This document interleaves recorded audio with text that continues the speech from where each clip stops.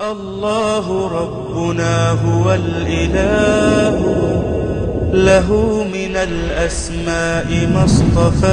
یہاں کا جو ہے وہ تعلیم کے حوالے سے ہے. میں سمجھتا ہوں یہاں پہ دینی تعلیم کے ساتھ ساتھ جو عصری تعلیم ہے اس میں ہمارے جو کمیونٹی کے لوگ ہیں وہ پیچھے، ان کو مزید تعلیم میں جانے کی ضرورت ہے، کیونکہ اچھی خاصی تعداد ہمارے لوگوں کی ماضی میں وہ واچ مین کے طور پر، سیکورٹی گارڈ کے طور پر کام کرتے رہے ہیں. اب یہ ہے کہ ماشاءاللہ کچھ لوگ بزنس میں آئے ہیں، کچھ لوگوں نے اپنی تجارت، کچھ نے اچھا جاب بھی حاصل کی ہے، لیکن ابھی بھی ضرورت ہے. ہمارے اپنے ادارے نہیں ہیں تعلیم. آپ نے ایک چیز یہ کہی تعلیمی حوالے سے کہ عصری تعلیم کی بھی یہاں ضرورت ہے، لیکن صاحب ایک چیز آپ نہیں سوچتے کہ جس طرح کا نظام تعلیم، جس طرح کے تعلیمی ادارے غیر مسلم ممالک میں ہیں، اگر مسلمان اپنے بچوں کو انہی تعلیمی اداروں میں تعلیم دلواتے ہیں تو اس کے اثرات، وہ ماحول کے اثرات ان بچوں میں منتقل نہیں ہوں گے؟ دیکھیں، پہلی بات یہ ہے عبد المتین صاحب، جہاں پہ انسان رہتا ہے نا،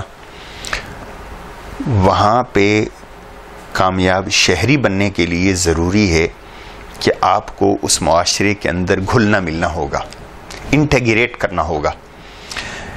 یا تو آپ اتنی قوت ہیں کہ اس پوری سوسائٹی کو آپ اپنی اندر ضم کر لیں، وہ تو ممکن نہیں ہے. ہم مسلمان یہاں پر 2% ہوں گے، 1% سے 2% کے درمیان ہماری آبادی ہے، وہ تو نہیں ہو سکتا.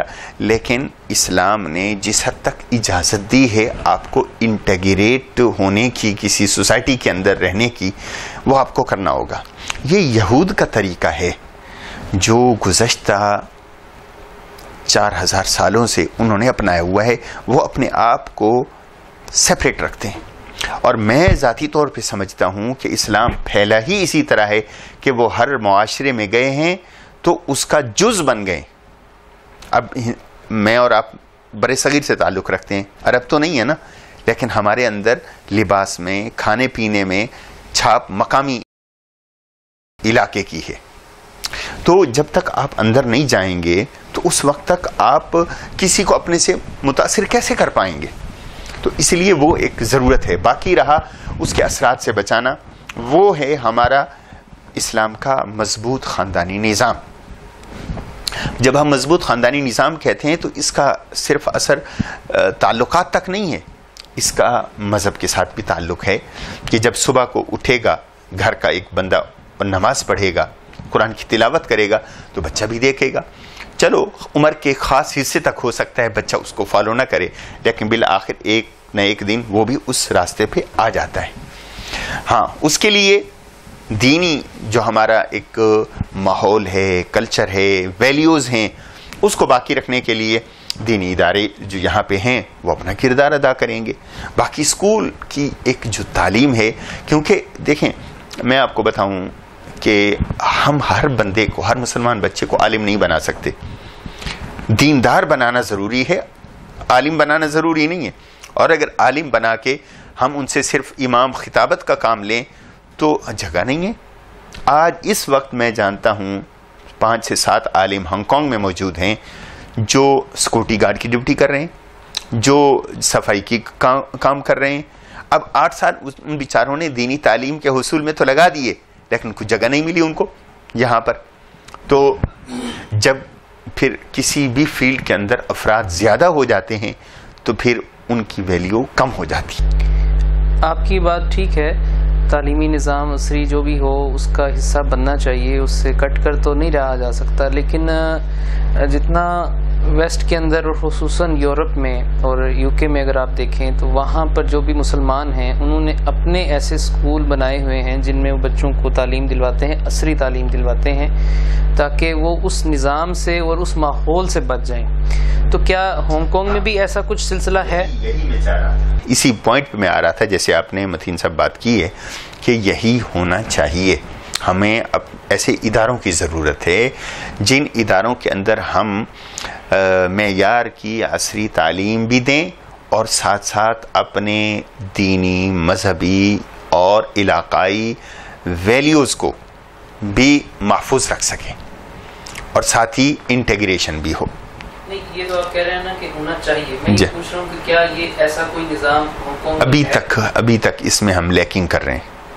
ہانگ کانگ میں کوئی ایک اسلامی اسکول ہے, وہ ہمارے چائنیز مسلمانوں کا ہے, اگرچہ اس کے اندر مسلمان غیر مسلمان اور چند سال پہلے تک تو اس میں اکثریت ہی غیر مسلم سٹوڈنٹس کی تھی, لیکن بھلا ہو ہانگ کانگ کی گورنمنٹ کا, انہوں نے کچھ شرطیں ایسی لگائیں, اور یہ سبسیڈائز اسکول ہوتے ہیں, یعنی گورنمنٹ ان بچوں کی فیس اور استادوں کی تنخواہیں دیتی ہے, تو انہوں نے کہا کہ یہ ایک تعداد ہے, جو اس تعداد سے کم بچے رکھے گا ہم وہ اسکول لے لیں گے اس ادارے سے.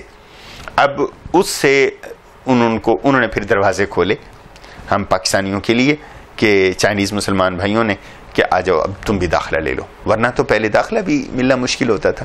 اب یہ ہے کہ کسی حد تک وہاں ایک اسلامی تعلیم کا بھی سلسلہ شروع ہوا, عربی بھی شروع ہوئی, اور ایک سلسلہ ہے, اگرچہ اس کو بھی اپنا معیار باقی اسکولوں کے برابر کرنے کی آج بھی ضرورت ہے. تو کیا آپ سمجھتے ہیں کہ وہ ایک اسکول ہانگ کانگ کی جو پوری مسلم کمیونٹی ہے اس کو کافی کر رہا ہے؟ نہیں کر رہا. ہمیں اور اسکولوں کی بھی ضرورت ہے, اور ساتھ ہی ہمیں بچیوں کے لیے کئی اسکولوں کی ضرورت ہے.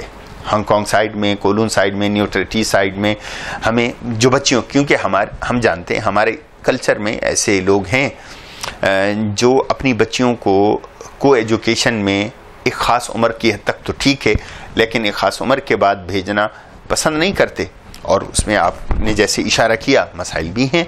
تو اس چیز سے بچنے کے لیے کہیں بچیاں تعلیم سے محروم نہ ہو جائیں, ایسا اگر ہم انہیں ماحول دے دیں, جب کرسچن اپنا گرلز اسکول بنا سکتے ہیں اور ہیں ان کے پاس یہاں پہ, اور ہمیں انٹرٹین وہ نہیں کرتے اس بنیاد پر کہ مسلمانوں کی بچیاں, ان کا اپنا ایک معیار ہے, اس معیار پہ کوئی اترے گا تو وہ داخلہ لے سکے گا, وہ بنا سکتے ہیں, تو ہم مسلمانوں کو بھی بنانے کی ضرورت ہے.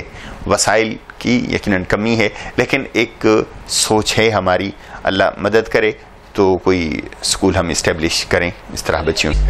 چلیں, ابھی تک جو آپ کی گفتگو سے میں سمجھ پایا ہوں کہ اس وقت کا ایک سب سے بڑا مسئلہ تعلیمی نظام کے حوالے سے ہے کہ یہاں پر مسلمانوں کے اپنی تعلیمی نظام اتنا اسٹرانگ نہیں ہے. تھوڑا سا میں یہ جاننا چاہوں گا اسلام ان ہانگ کانگ کے بارے میں, کہ آپ مجھے اس حوالے, ایک سوال ہے وہ یہ کہ آپ کو گزشتہ 15 سال سے یہاں پر ماشاءاللہ موجود ہیں, آپ نے سب سے بڑا یہاں مسلمانوں کا ایک مسئلہ تعلیمی نظام کا, عصری تعلیمی نظام کا ذکر کیا, تو کیا وجہ ہے کہ کولون مسجد جو ایک بالکل سینٹر میں ہے, ایک ہارٹ ہے اور ایک مسلمانوں کا ایک اسلامک سینٹر ہے, اس کے تحت 15 سال کے اندر آپ کوئی ایسا عصری تعلیمی ادارہ نہیں بنا سکے؟